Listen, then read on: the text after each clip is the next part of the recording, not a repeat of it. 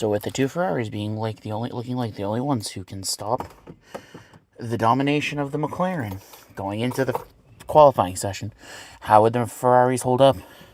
Would the Ferraris stop the McLaren domination, or are we looking at a McLaren 1-2 in quali? Well, let's talk about that. So before qualifying, after FP3, Ollie Behrman was hit with a 10-place grid penalty. So wherever he would qualify, he would lose 10 spots. And Kimi was hit with a 3-place grid penalty for his accident with Max Verstappen in Austria. So, just before I get to where they... So, with that, Antonelli originally qualified 7th, moved down to 10th. Oliver Behrman originally qualified 8th, moved down to 18th. I am just saying that right now, before I get into the grid. And, yeah. So now, here's what we lost in Q1. In 20th, Colapinto. 19th, Hulkenberg. 18th, Behrman because of penalty. 17th, Stroll. And 16th, Gabriel Bortoleto. And Franco's just had a rough weekend with spinning, so I don't know how much longer he's going to be in that car. I don't know who replaces him. I don't know if Dewing comes back, but I wouldn't be surprised if he's gone again soon. So for Q2, we lost Lawson, Ocon, Albon, Hadjar, and Yuki Tsunoda just missing out on the top 10. And with that being said, here is the top 10. In 10th, Kimi Antonelli. 9th, Carlos Sainz. 8th, Pierre Gasly. 7th, Alonso. 6th, Leclerc.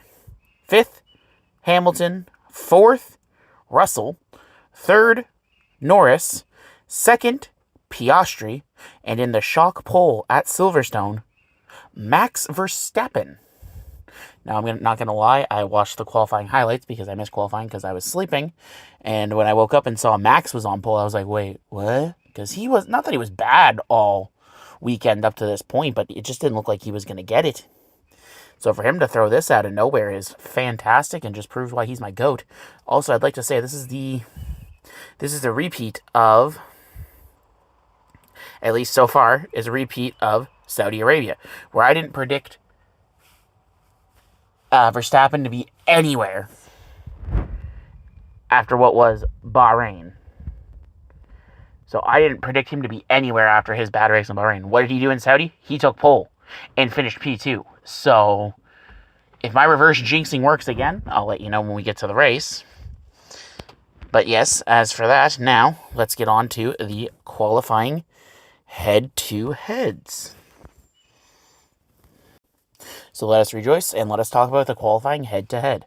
So first up, we do it the way we normally do it, starting from P1, going down to P20. So in P1, with Max Verstappen winning qualifying, he brings his series 10-0 with Yuki Tsunoda. Piastri and Norris will brings their series 7-5 in favor of Piastri. So with Piastri out qualifying Norris, if it continues the way it normally does, Piastri will outrace Norris this weekend. Russell will make it 11-1 against Kimi Antonelli. Hamilton, for the second week in a row, will outqualify Charles Leclerc, clawing back at his deficit, bringing it 4-8 in his favor. Alonso continues his perfect run in qualifying against Lance Stroll, bringing it 12-0. Pierre Gasly will qualify 8th, which will outqualify Colapinto, bringing their series 5-1. The smooth operator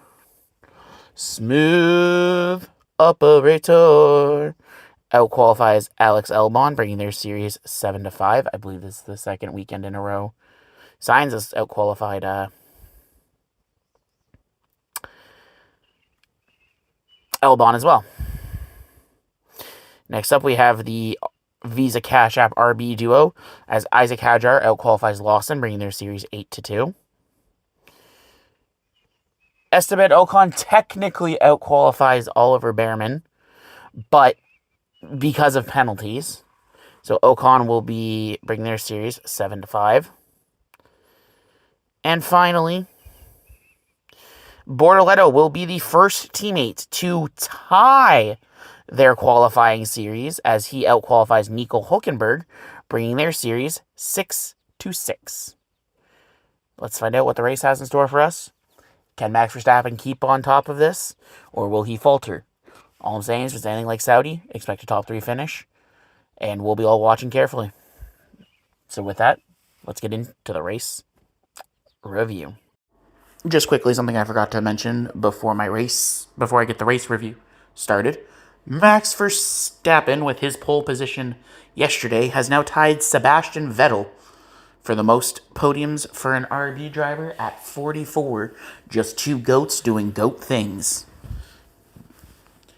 So now, on to the race review. With torrential rain happening in Silverstone before the Grand Prix started, the big question was, would it be starting on wets, inters, would it be slicks, would weather even play a factor? Weather played a factor. But those were the questions that were going to be answered as we started the formation lap under safety car, which bamboozled, I guess is the best way to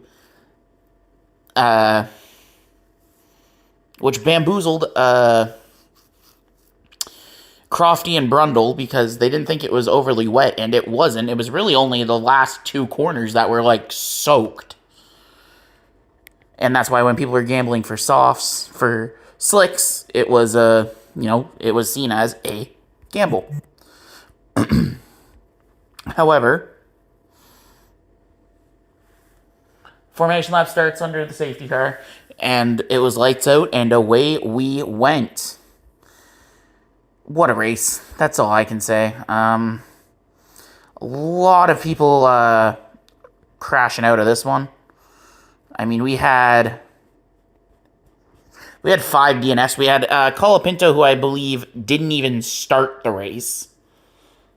And then Lawson bins it early. Bortoleto, I missed what happened with Bortoleto. I know he DNF'd. I don't know how he DNF'd. I missed that because my internet crapped out, and when I got back to watching the race, he had already DNF'd. The replay was already shown and all that. Isaac Hadjar would crash into Antonelli at low visibility and then crash out, and Antonelli would retire from the damage that he took from the Isaac Hadjar crash. So we only had 15 finishers on this one, which is insane, but a very wet Silverstone. You only had seen the slick tires come out a bit at the beginning, which helped Stroll and Hulkenberg immensely, as they were running top 5 most of the day. So hats off to both Lance Stroll and Nico Hulkenberg. Sure, Stroll only finished in 6th at the end of the day, but I believe he finished in 6th. 7th, because those tires were just dead by the end of it. So sure, he only finished in 7th, but I mean, hats off to Lance Stroll. He had no... his form as a late was so garbage. For him to come out there and do that, I'm impressed. I am really, really, really, really impressed with Lance Stroll today. And I'll get into my thoughts about a certain somebody a little later. Yeah, so I'll get into the next, the guy I really want to talk about later. Just a little later. I have nothing but praise for that man, and if you know, you know. So during the second safety car restart, we had an incident, if you will, a moment between Max Verstappen and Oscar Piastri, where Oscar braked and allowed Max to pass, and he would get hit with a 10-second penalty that basically fucked over his race. Oscar was probably going to comfortably win this. Max took a spin after this reset and recovered to 5th. Max was looking good all weekend. He wasn't built for rain. The car was not built for rain in this race pace, and you can tell. So, good on Max for recovering. Any other day, Max would probably be my fucking driver of the day. Max is my dog. But no, there's only one man who is driver of the day, and we'll get into him, like I said, a little later. So that penalty when Norris came to serve it, it just fucked over his race. Yeah, like, it just really fucked over his race. And, it sucks. And, Piastri, even in the interview, he's like, I'm not going to say what I think because it will get me in trouble. And you know what? Good on him. And he had nothing but praise for the other two drivers who made the podium and Max and all that. So, really good mentality from Oscar there. Love to see it.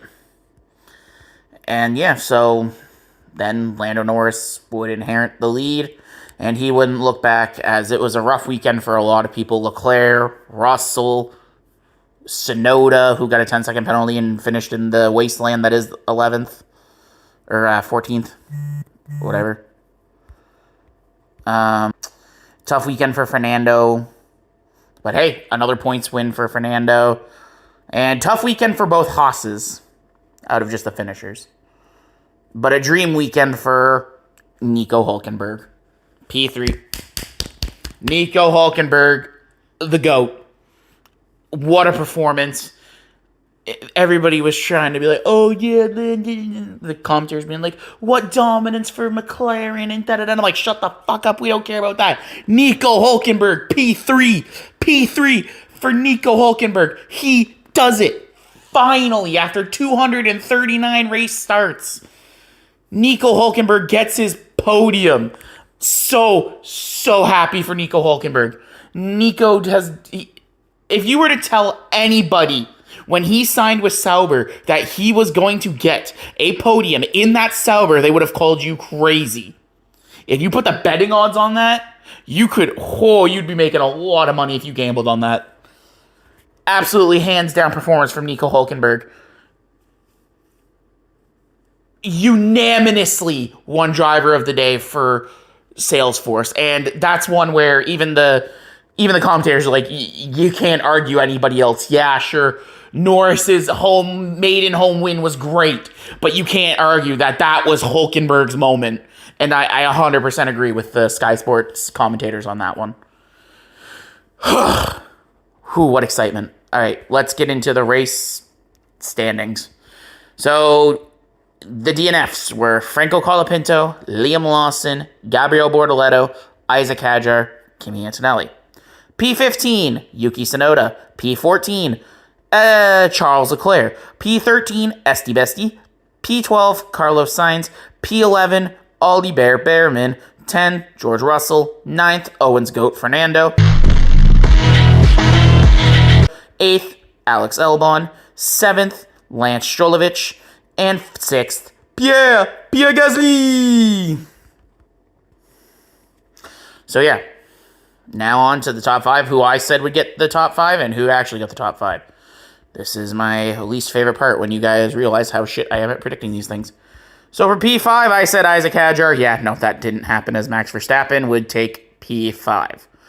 But the streak has come to an end. Finally, after all this time, I got one right, as I said Lewis Hamilton would be P4, and Lewis Hamilton finished P4. P3, I said it would be George Russell, and I could have never predicted P3 in a million years as Nico Hülkenberg. Nobody would have predicted Nico Hülkenberg. I said Lando Norris would get P2. He did not. Oscar ended up getting P2, and Oscar would win, but he got P. And P1 was Piastri. Norris, sorry. So yeah, at the end of the day, and I got pole wrong. I said it would be George Russell, and it wasn't. But I would like to say this is the second race where I counted out Max Verstappen after a bad performance, and he recovered to a top 5 finish. In Saudi, it was 2nd. Here, it was only 5th. But at the end of the day, it was what it was. So, my reverse jinxing of Max Verstappen seems to work. Anyway, now let's get on to the head-to-heads for the race. Starting at the top, so with the McLaren boys, Norris ties up the race. Head-to-head with Piastri, 6-6. This is the first time where the person who qualified ahead did not finish ahead. Nico Hulkenberg, still can't believe that, puts it 8-4 against Gabriel Bortoleto. Lewis Hamilton outraces Charles Leclerc for, I think, the first time in a long time, bringing their series 9-2. Max Verstappen outraces Tsunoda, but I mean, that's not that hard. The only reason why Tsunoda has a point is because of Max's DNF last weekend. So Verstappen, 9-1. Pierre Gasly finishes the race where Colapinto doesn't. So 4-2. Lance Stroll finally outraces Alonso for the first time since Saudi, maybe? No. Japan, I think.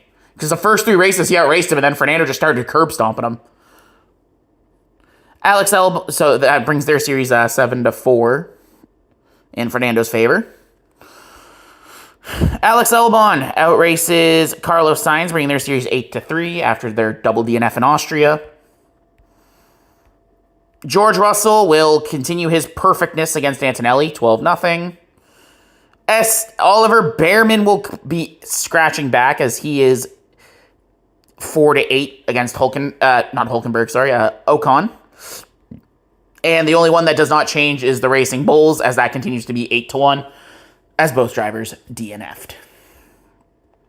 Now for my driver of the day. And, well, we have reached history here in Formula Moon, because we have a driver who is, for the first time, the 4-time recipient of driver of the day, as Nico Hulkenberg is my driver of the day, back-to-back for Nico.